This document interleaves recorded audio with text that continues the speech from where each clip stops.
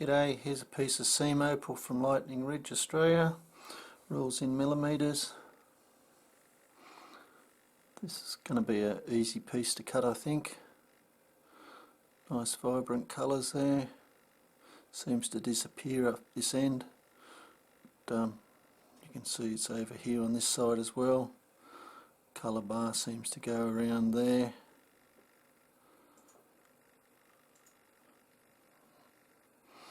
Whether you end up cutting two stones, cut it through here,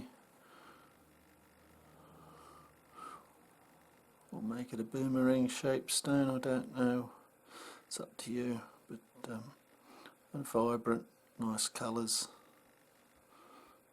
electric greens and blues, a little bit of yellows in there occasionally too, I think. Anyway, I hope you enjoyed. Gives you an idea. Cheers.